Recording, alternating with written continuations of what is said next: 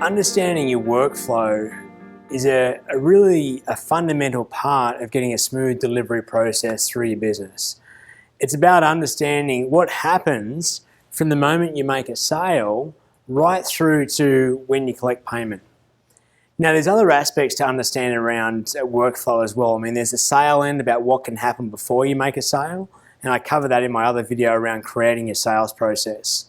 For this one, we're really just talking about what happens, once we've got the sale through to delivering the goods or service, right through to collecting the payment.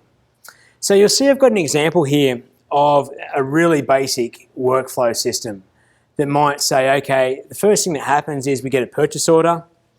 Right, from there, two things happen. We generate a work ticket, and we also we do a credit check on the person. Actually, there would be something like here that would say, if credit check's okay, then work ticket goes down to enter on the production board. Once on the production board and being scheduled, it would go and get produced. After production, we do a quality check. If quality checks out, we produce an invoice and deliver the goods. And you'll see off the side here, after we generated a work ticket, we also ordered supplies, which came in when the goods are ready to produce. Now, that's a really simple example of the different steps that might have to happen for this, looks like a simple manufacturing company. This is the starting point, is mapping out those simple steps, but also understanding who is responsible for each of those steps.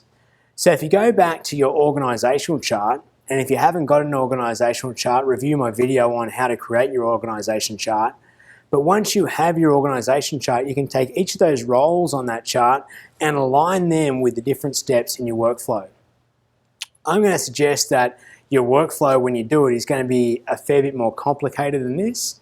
You also want to take into account the if this, then do that. For example, say credit check didn't work out here. What happens then? What's the next step? How do you go around to still collecting an order from that person?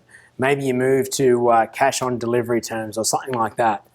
Likewise, if you order supplies and they're not going to be ready in time for the promised delivery date, what happens then?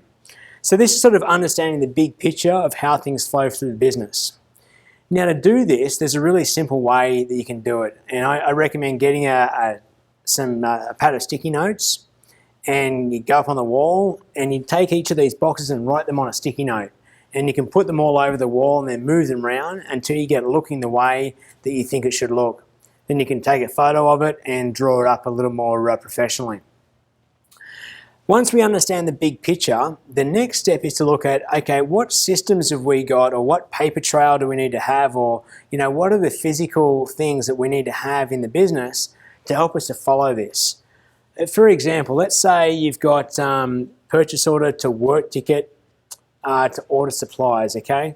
So let's say that in your business right now, once you generate a work ticket, someone just yelled across the desk to Bill, say, hey Bill, can you order some parts for this machine that we have to build? Right? If that was your system right now, well, clearly that's going to fall down and things are going to get dropped. So is there a separate form that gets filled out here that goes across to Bill so he knows exactly what he has to order? And then that piece of paper that he uses to order, is there a confirmation that comes back from the supplier, and what does that get stapled or attached to? And then where does that go to make sure that when the invoice for that comes in, you've got lots of things to check to make sure your payments are all right. So you've got a level of redundancy. Likewise, what are the instructions that happen on this work ticket to go on the production board? What does the production board look like? Is it a computer system, or is it like a physical thing up on the wall, a wall that shows all the different jobs that are in process? And if it is, what information goes on that? Do you have delivery dates? Do you have customer names? Is there anything on there to flag where the materials are in, the job's ready to go? Is there any way of tracking what stage in production it's up to?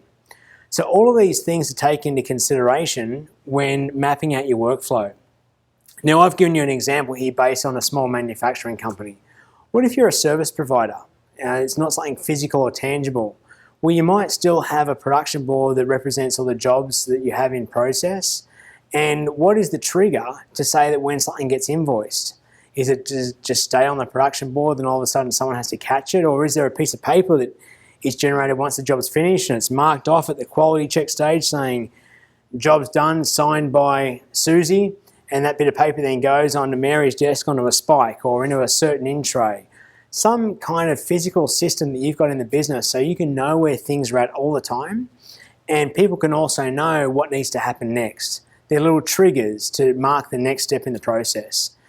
You want to have it set up without being too complicated, but so that you can at any stage say, where is this at? And you know where you need to go to find the information.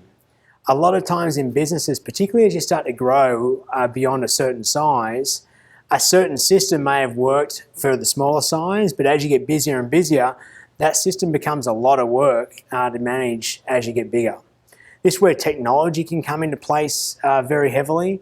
If you've got a great system that can track things electronically, knowing where things are at, linking up to customer contact details, having purchase orders online, or whatever it is, so the information is at your fingertips.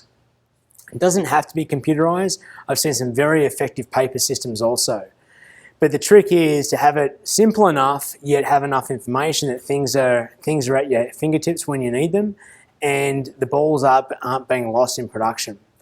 So when you've got this up, it's important that all the players that have got a role to play in this system, they all know the steps.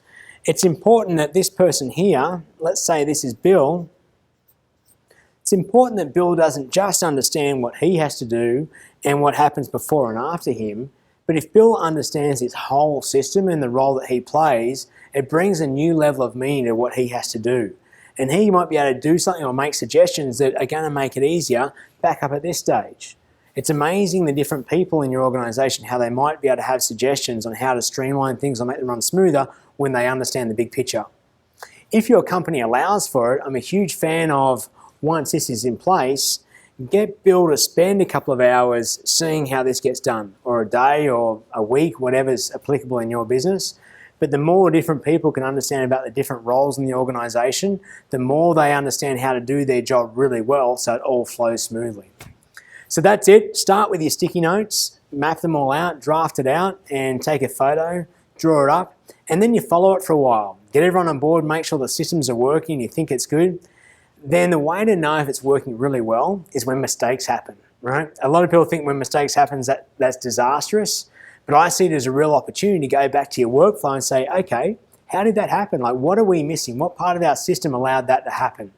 And it really, over time, allows you to fine-tune and tweak your process so it becomes pretty redundant and it becomes very hard for things to go wrong, aside from human error, of course. But a lot of the time, it's the system that we've got running our workflow that causes us the problems. So have fun with it, and good luck.